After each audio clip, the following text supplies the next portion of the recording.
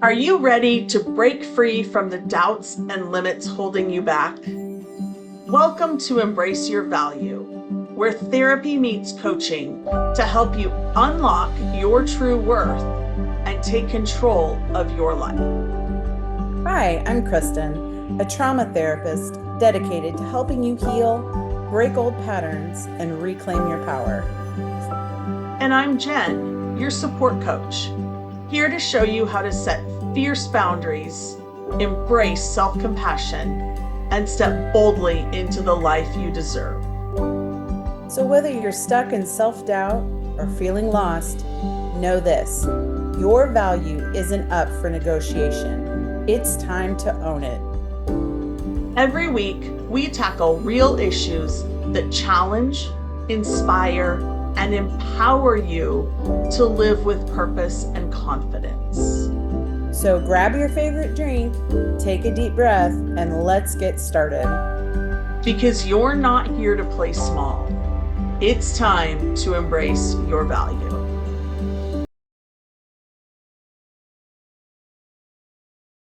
Hi there, everybody. Welcome back to Embrace Your Value. Jen and I are here with a very special guest that I am going to let Jen go ahead and introduce. Looking forward to this. So this is my friend, Orsika, and she is a speaker, author, and mentor. One of her passions is speaking to audiences about safe relationships. Another passion is sharing the vulnerable side of cancer with her audience. Orsika has championed domestic violence and has recently become a warrior over breast cancer, and I am so proud of her. She looks forward to sharing her personal triumphs in order to give others hope. So, Orsika, welcome. Thank you both, ladies. You're going to make me cry already. Isn't that crazy? Just the warmth of both of you is just such a beautiful feeling. If you all ever get a chance to meet either one of these ladies in person, I'd highly recommend it because they're just beautiful souls. Thank you. You're welcome. Thank you as well. Yeah, as Jen said, I have survived domestic violence. That was 13, 14 years ago. Isn't it funny? Time just goes. And I'm so grateful to no longer really know how many years, because that's where healing really is, right? And so the breast cancer journey started last May, so May of 2024. And thankfully it was short. It was a 7-month process. And that was mostly due to the medical decisions that my husband and I made. We decided to go for reconstruction. It probably would have been done in a couple of months had I just had a bilateral mastectomy. So that means both breasts removed, for those who don't struggle, for those who want to know the medical jargon, right? And yes, the length of it was due to expanders being put in and that whole procedure going on. And wow, what an adventure both of those things really are. They change who you are.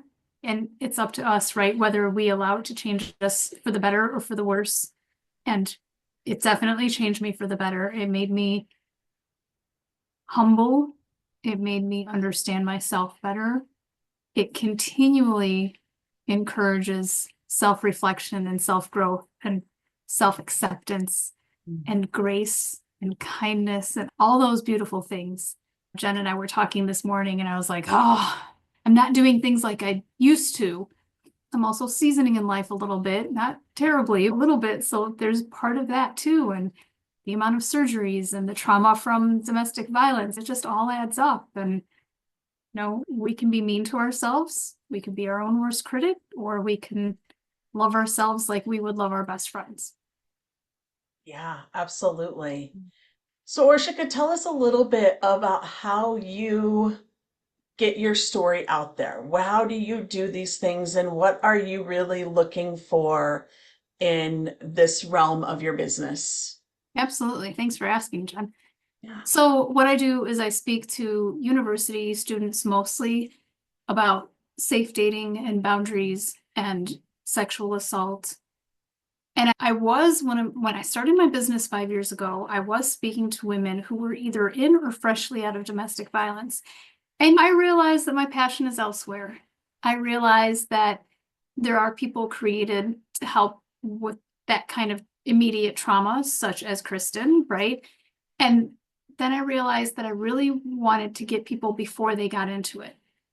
Because if we can teach young adults, men and women both, right, before they get into it, if they can say, this is an unhealthy relationship, let it be intimate, let it be family, let it be business partnerships or boss employee kind of things. If we have the knowledge, we have the opportunity to forego any sort of crap, realistically. And again, I've heard of so many people who have trauma from work environments. That's unfair. If we can teach the youth, if it could be part of the curriculum, that would just be so much healthier for everybody. So that's why I passionately speak to the youth. Just fill them with the knowledge so that way they can make educated decisions, right? We teach them so many things at university. Why not how to avoid trauma and how to avoid sexual assault and how to be smart in everyday living? So that's one of the things. And this breast cancer journey is brand new. So I just have this deep burning desire within to share with audiences. Okay, so mine was specifically breast cancer, right? But to share with audiences a cancer journey and how it affects you emotionally, mentally, and spiritually, because it can mess you up if you let it. There are days that are hard, not physically, but mentally, because you're like, oh, come on, I can walk to the post box. I could go to the mailbox. What I just did this 2 weeks ago. And so many medical professionals miss that, not because they're lacking in knowledge. I'm not blaming the medical professionals, but their number one job is to make sure you're physically healed. Your number one job and your caretaker's number one job is to make sure you're emotionally, mentally, spiritually healing through the process. So that's where I come in, and I speak about the realities of it could take an hour and a half to get out of bed. It can, because it did for me, and it sucked. But I did it. I'm not in the bed anymore, and I didn't wet my bed, but it was hard. It was hard on me. It was very physically demanding on me and mentally demanding. And I beat myself up like crazy. I'm like, come on, just go to the bathroom, girl. And there's no need for that. It's going to happen. But those are the truths I speak about. I love that. That's beautiful. Thank you. Such great platforms. Thank you. Absolutely. Yeah. And I love that you're trying to get to the younger people that maybe don't have the right experiences. These are boundaries. Jen and I love boundaries. Yes. These are things that parents should teach children.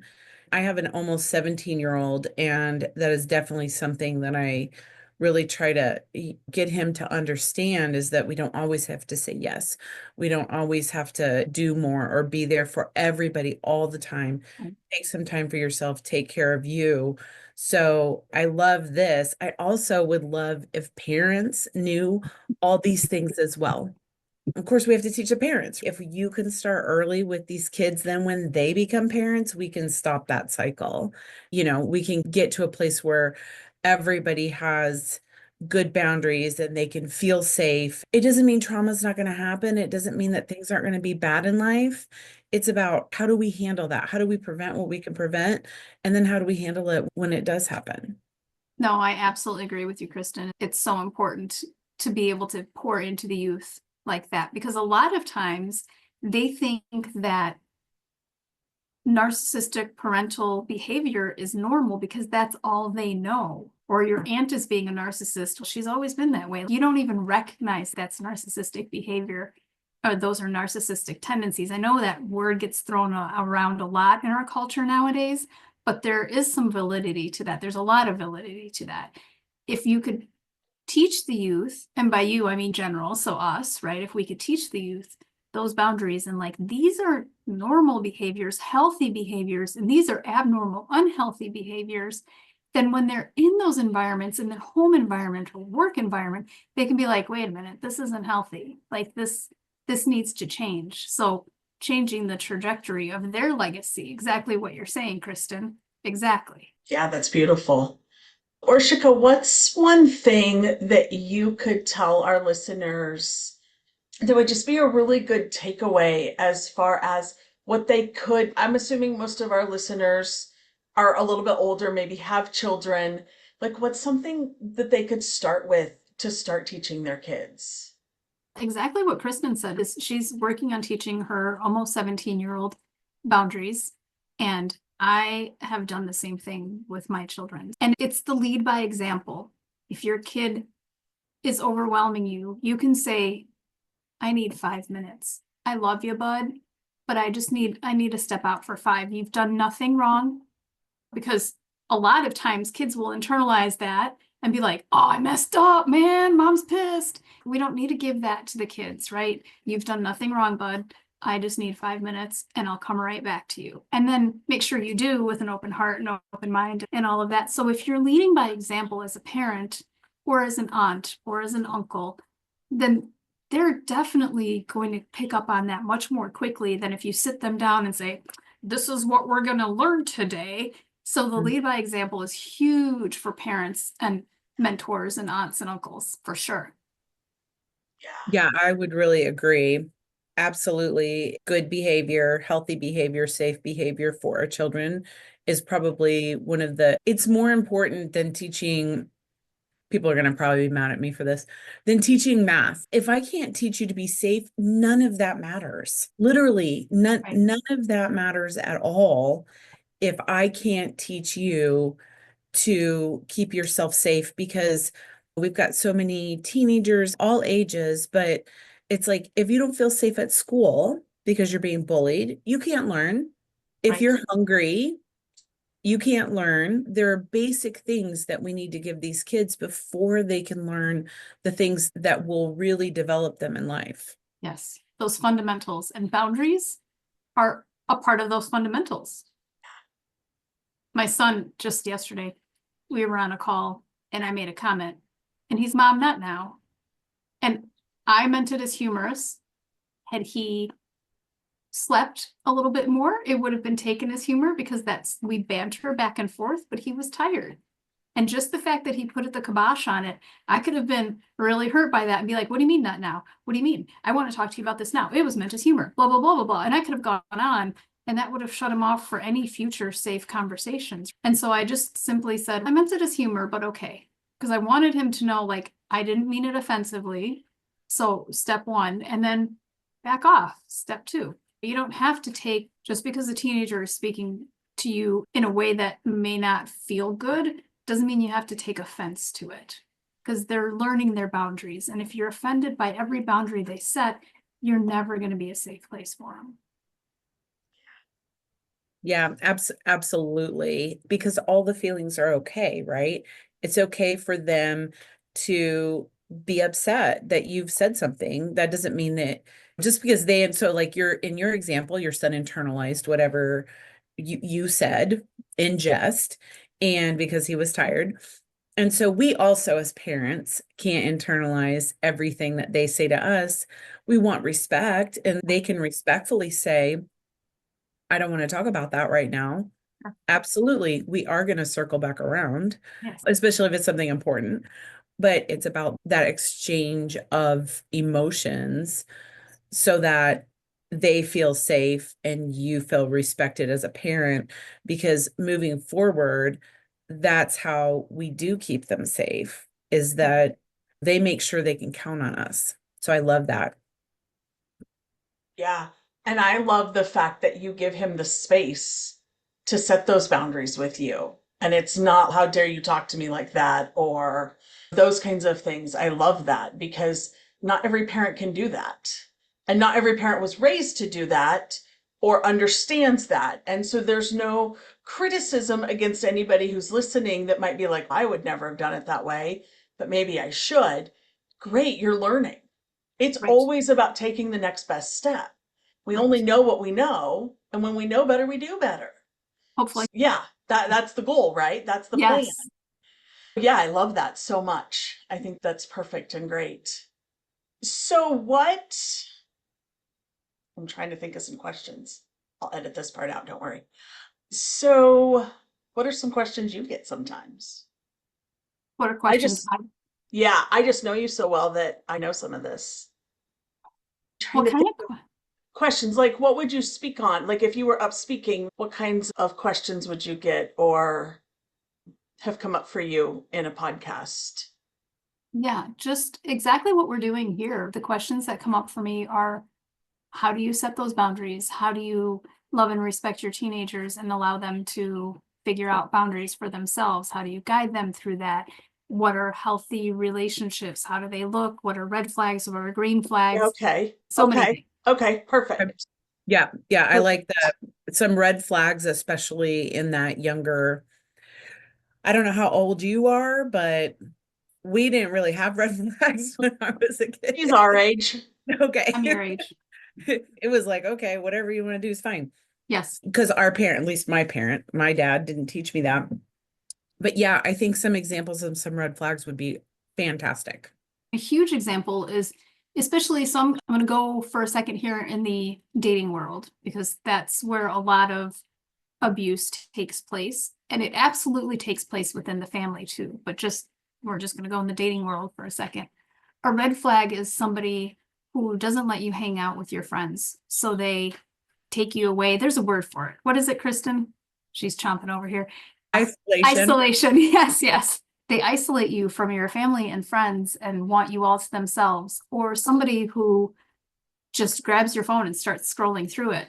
Yo, that is not acceptable behavior. That's like going through somebody's purse. Are you kidding me? And as a parent, I understand that you're paying for the bill, but you don't just grab your phone out of your kid's hand and start scrolling through without a purpose, right? If you know that your kid's behavior is changing, it's a totally different story.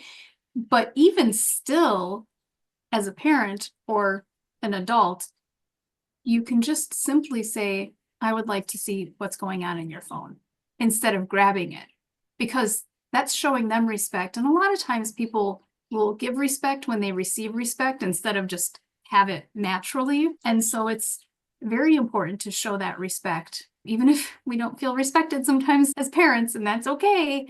That's again the lead by example. But so red flags, back to that: isolation, violating your phone, not trusting your friends, because ultimately then they're not trusting you to pick friends who are trustworthy. And to get at a more physical level, no means no, period.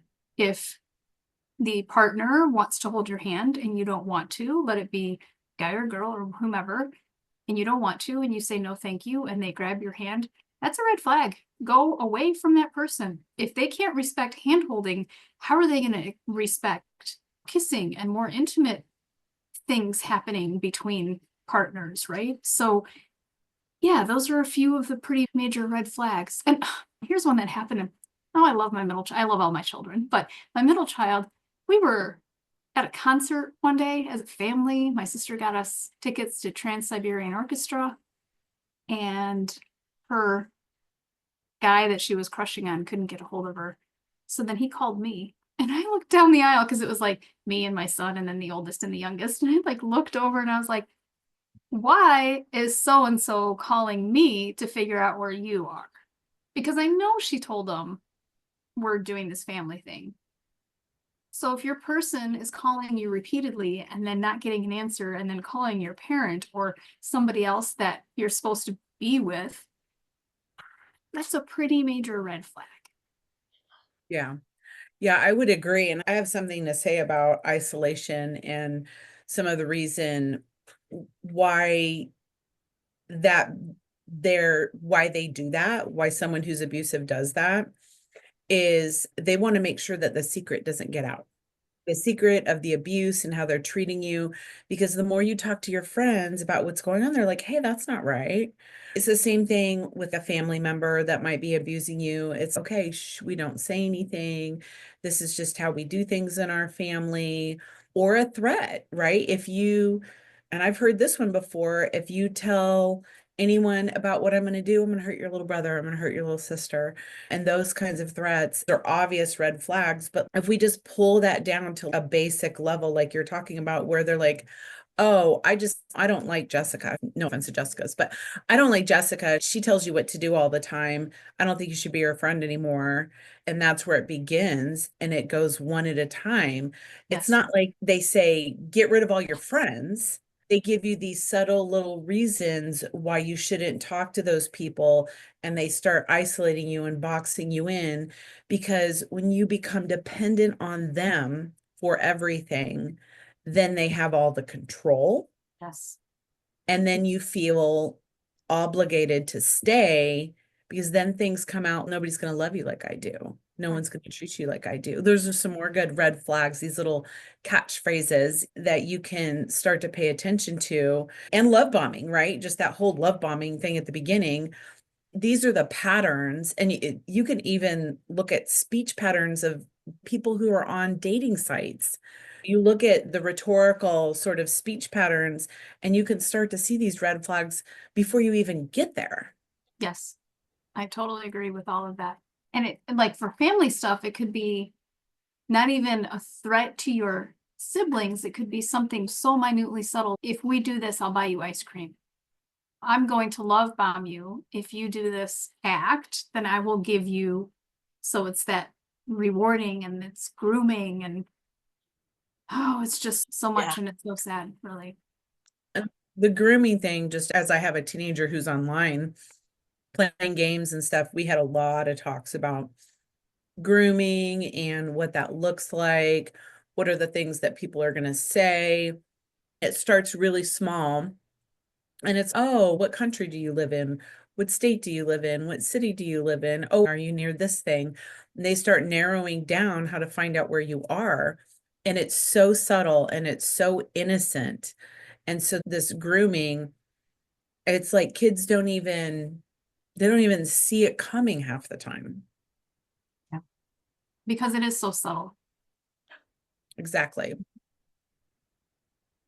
So, Orshika, share with us a little bit. I know this should seem a little obvious, but I think this is a good thing to go to. Share with us a little bit what a good, healthy relationship should look like and how, not even maybe family, but maybe more like romantic for some of the younger people listening. What should that be and how should they feel about that?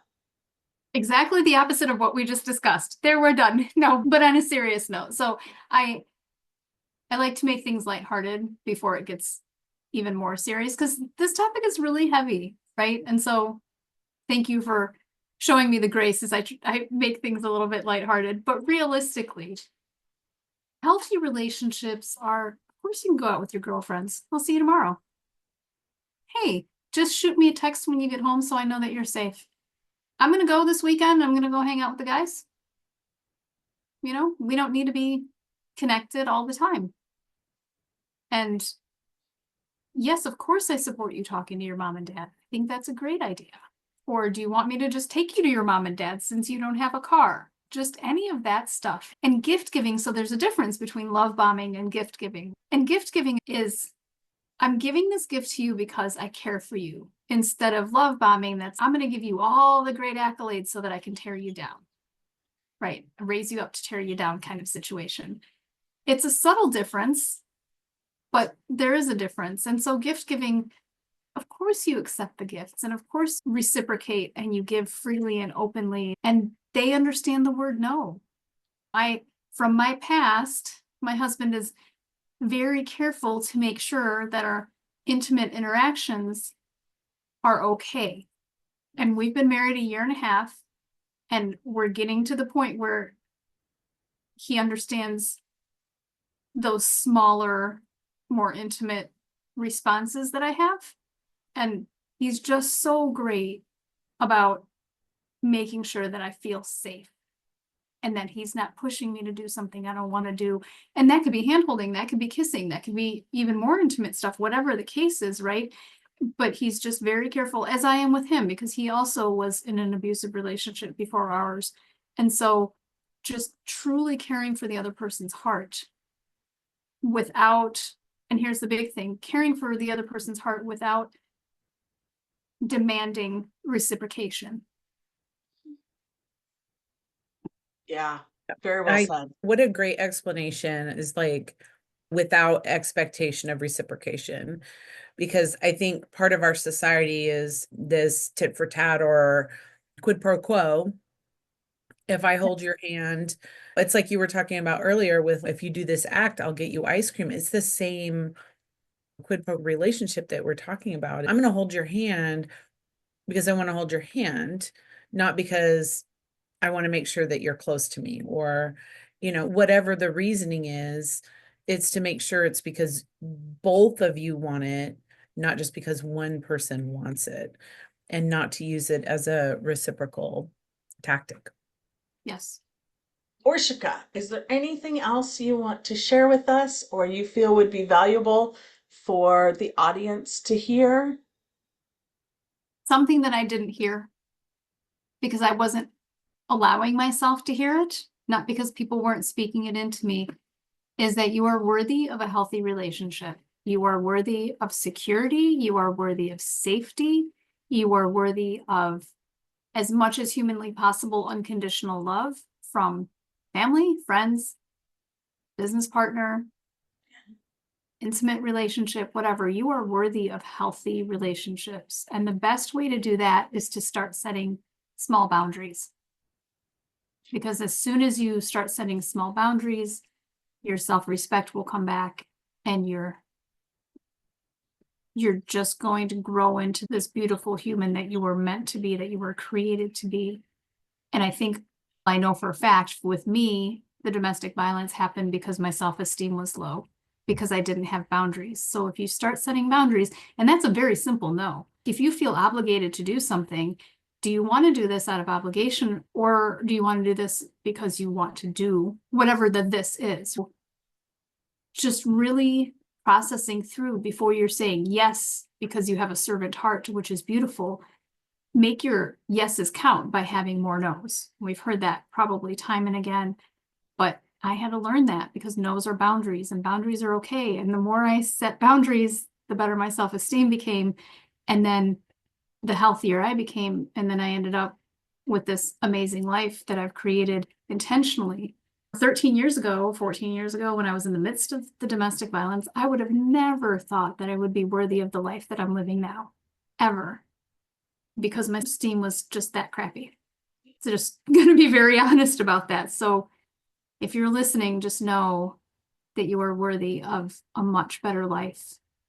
And that starts with one simple boundary, and you just keep building the foundation. Put the rock on top of the next rock on top of the next rock, and you'll get there. It's just going to take time and perseverance.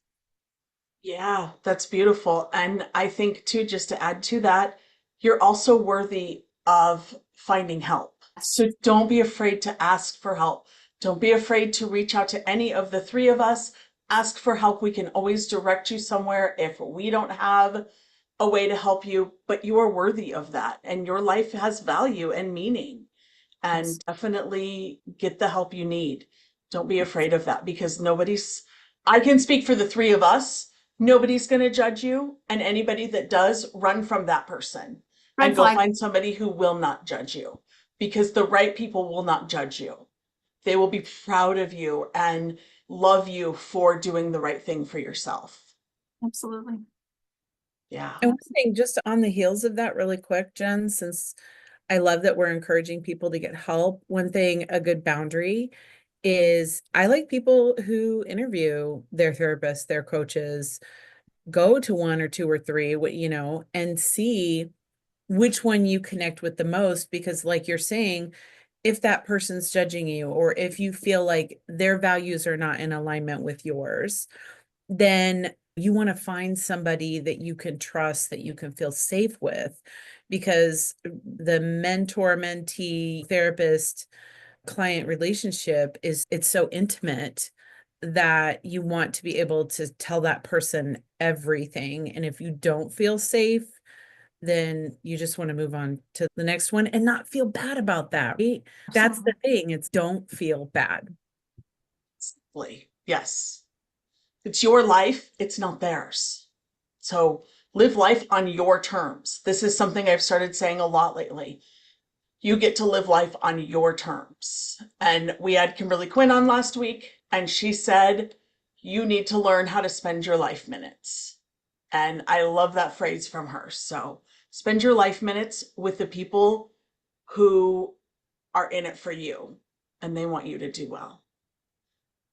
So, Orshiko, I know it's on your background, but for those that are listening on true podcast platforms, will you tell people where to find you and then also know that it'll all be linked down in the show notes? Absolutely. Go to outofthequicksand.com and that's where I am. Awesome. And same thing for Instagram and Facebook and LinkedIn. It'll be my name. So you can find me there. Perfect. Orshika, you are just a gem, and my life has been greatly blessed by having you in it. So thank you for being here with us today. And I don't know, I just adore and love you. Feel the same about you, Jen. You're truly a blessing in my life, and my world changed the minute I met you. So thank you. You're welcome. Thank you. And it was so good to meet you. Same here, Kristen. I hope we get to collaborate more in the future, and I hope I can send people your way because you are a very beautiful, calming presence in this world. So thank you for that. Thank you. All right, guys. Thanks for joining us, and we'll see you next week. Thank you for being here with us today. If today's episode hit home, don't just keep it to yourself. Subscribe, leave us a review, and share this episode with someone who needs to hear it. Because everyone deserves to know their worth. Next week, we're diving even deeper with more insights and tools to help you break free from limitations and live authentically. Until then, keep raising your standards, owning your worth, and embracing your value.